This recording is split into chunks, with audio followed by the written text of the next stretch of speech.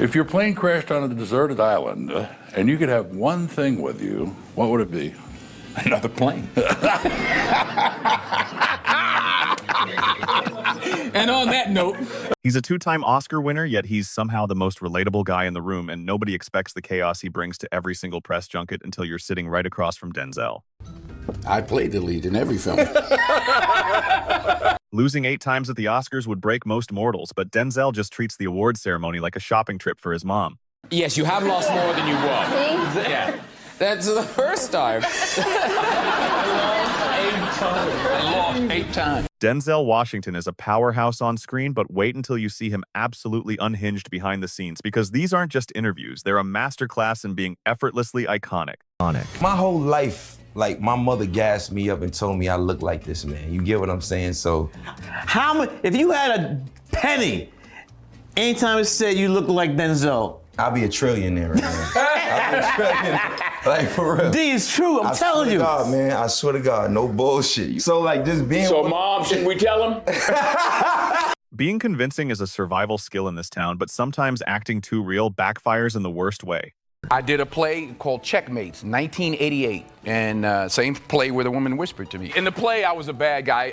I abused my wife, and psychologically, and then finally there's a scene where I slap her, and she pulls a gun out, and I'm like, I do that, right? So people are watching the show, and they're into the show. So she says what she says, I say what I say, I slap her, she pulls a gun, I do like that, and somebody says, shoot him. A woman says, shoot him, shoot that. I mean, shoot him, no, shoot that. You got it. Auditioning is a brutal rite of passage that most stars never escape, and yet Denzel hasn't stepped into an audition room in 40 years. You must be at that stage where it's like, you're not reading scripts and auditioning, right? It's been about 40 years for that, love. About 40 years. Yeah, I haven't auditioned for a movie in... 40? I don't know if it's 40 exactly. I won an Academy Award in 1989. That's How many right. years ago is that? So that would be 35? I'm sure that nobody asked me to audition after that. That's crazy. I may be I wrong. love that I for may you. be wrong. I may be wrong. Uh-huh. I don't know. I mean, do you miss that? Auditioning? Yeah. No. And nothing tops the moment he decided the governor's ball was basically a souvenir shop. Let me tell you a Sean Connery story. Uh-oh. He was up for The Untouchables. I was up that year for, I think it was Cry of Freedom. And he comes out to present an award and got a 3-minute standing ovation for presenting an award. Wow. I went to get the coats. I was gonna get the coats because I know I ain't winning tonight. So now we're leaving. I'm leaving without the Oscar, right? But as I'm leaving, I see the back of where they're doing getting the meal ready, the food ready for the governor's ball. I see a big tray. I'm like, I'm leaving here with something. You know what I mean? I'm from around the way. I'm leaving with something. Then my mother told me to get the flower arrangement. It's a true story. He's got this New York hustle that never turns off no matter who he's talking to. The little dolly shot. The dolly, man, your classic shot. Your classic shot. Keep talking, keep talking. Yo, I'm getting robbed by Denzel right now. Hey, you know, that watch is gone, you know that, You right? can take him out of New York. You can't take the New York out of him, yo. You dig? It look better on you anyway, OG. I hope it doesn't fit. I hope it doesn't fit. Really robbed me for my motherfucking watch, yo. Nah, I didn't, man. You gave it to me. We got witnesses. It's all on film. You gave me this. I'll rob you later. Part about that. Let me ask you this. I ain't got no money. I got jokes. Put me in the movie. I got jokes. Denzel's a legend, but his kids are clearly taking notes on how to keep him on his toes.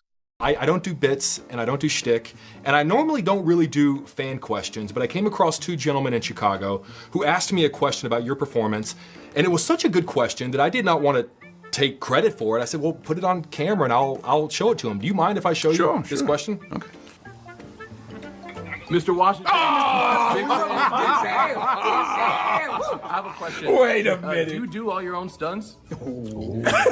Got my 2 sons. Don't let the pranks fool you, because when it comes to the final word, there is zero doubt who runs the house. What is it like now that the kids are, as you say, mostly out of the house? So what is that like? It's a transition. I mean, I tell you what, there's a difference between a home and a house. Yeah, yep. When your kids leave, it's just a house again. That's right. It's not a home. Yeah. So it's It's great. No.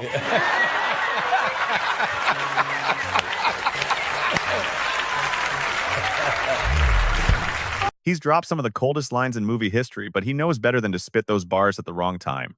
Denzel, before you leave, can you hit us off with that King Kong line? King Kong, I'm putting cases on all you. Can you curse on? You can't curse on it, can you? No, you can't. I'm putting cases. You'll be playing basketball in Pelican Bay when I get shoot program. 23-hour lockdown. You think you can do this to me? Shaq, you think you can do this to me? Oh, my God. I appreciate you, brother. Well, he got it. What happens when the greatest actor and the greatest basketball player end up in the same room? Turns out, it's exactly as good as it sounds. Who is the greatest basketball player of all time, in your opinion? Whoa. Oh, man, that's hard. I was at the Chicago Bulls game with Spike Lee. When Michael Jordan made that famous shot. I was there. And we went out to dinner that night afterwards. And he's famous. I was doing security work. Michael Jordan's famous. You went out to dinner with Michael I went out after that game? After that game, and because the next game they would come to LA to play. And I was trying to get him drunk, trying to get him off the game. That's a Lakers fan, yeah. You can take him out. Didn't work. It didn't work? Yeah, Did you buy him shots? Did he drink? He acted like he would put it to his lip and then put it back down. Oh, very interesting. So maybe he's the greatest of all time. He was that night. If he was stranded on a desert island, he wouldn't need a survival kit. He'd just find a way to fly home. Another plane. And on that note, There isn't a role he can't pull off, and it turns out even the hip-hop elite are just students when they're sitting next to him. I was in the studio with Lenny Kravitz, and he was doing something with Jay-Z, and he talked. But nothing catches Denzel off guard like realizing he isn't the most interesting person in the room. I had breakfast with Archbishop Desmond Tutu and lunch with Nelson Mandela. So he meets me and my wife, and he immediately says to her, "Oh, I see why he's the success that he has because of you. Everything was because of her." And she's just like, and of course I'm like, he's an operator. Yeah. I'm like, okay, you know, I did a few things, Nelson, but you know, no. Describe your job in 3 words. I'm unemployed now.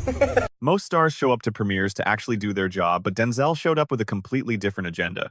Paul Mescal. But he's not as good an actor as me. They're going to change the name of the movie from Gladiator to Pedro 1. Starring Pedro, written by Pedro, directed by Pedro, edited by Pedro. I only take direction from this guy. No way, no way, no way. I don't start that. No. I only listen to him. But I'm glad that a trilogy is in my future, and I hope you're up for it.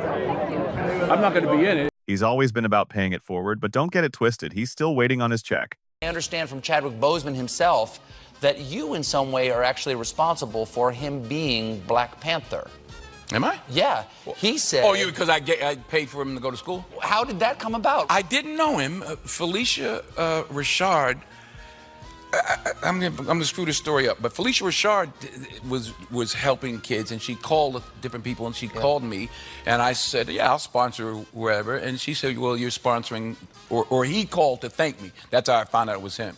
You're sponsoring this kid, some Chaz McBoseman guy. And I said, yeah, okay, Chad, I want my money back. I went to the premiere for Black Panther here in New York, and I saw Ryan Coogler and Chad. And he said, oh, you know, I just wanted to thank you for paying. I said, yeah, that's why I'm here. I'm not here. I'm not here to see that. I'm not here. I like the movie Black Panther, yeah, and Wakanda forever, but where's my money? Mr. Washington, I could talk with you all day. I just want you to know, sir, you and I have been doing this for a long time, and I appreciate it. I'm glad it's not my last day on this earth, but if it were, you and me.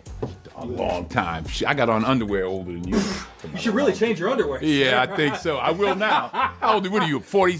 I'm looking at the hair. 46. Oh, I'm 36. Oh, well, why you're the one talking about you so old? I just said we've been doing this a long time.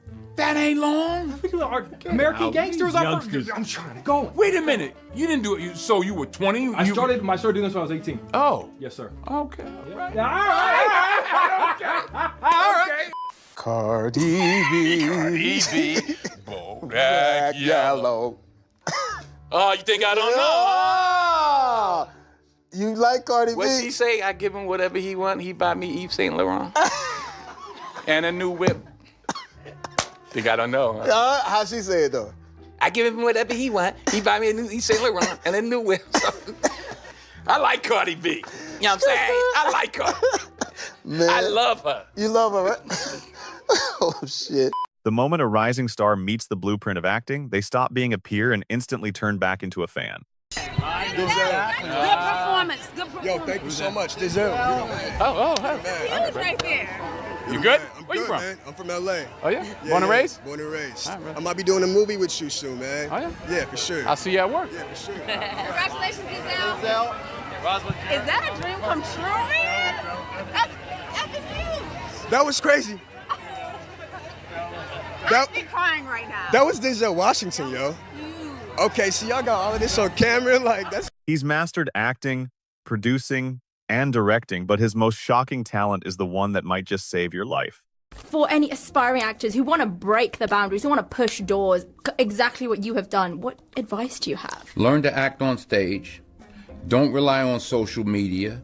Put it down, turn it off, shut up, be quiet, learn, read, relax, get better. First part of your life, you learn. Second part of your life, you earn. Third part of your life, you return. Can you be my therapist? I already am. I like that color. What color would you call that? Maybe a clementine? A clementine? Yeah. That's a color? Clementine orange. Oh, yeah. You say that like we should all know that. Oh yeah, clementine orange. I wear that all the time. Where do the greats keep their hardware? Only Denzel would give an answer this cocky. Here's the most egotistical answer you could ever get. People say, where do you keep your Oscar? I said, next to the other one.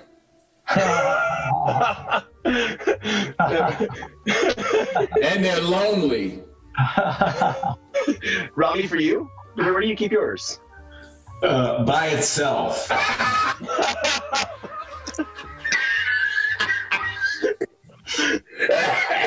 Somebody else said that you would, if there was a movie made, that you would be a great Barack Obama. Did he mention that, or did somebody else mention it? I don't know where it started from. I think someone asked him, and he mentioned Will Smith, I think, as well.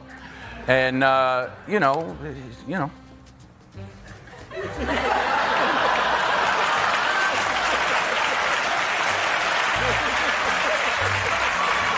He's hitting 70 this month, and he's not even trying to act his age.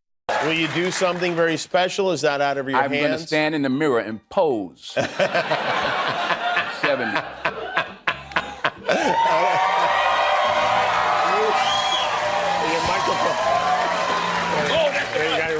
Sorry, that's the mic. That's what I get. Talking to your jacket I'm now. talking to Yeah, now it's on Inside Out. This is a disaster. This is really what I'm going to do at 70. It's funny. That's what I'll be doing, right? That's what I'll be doing at 70.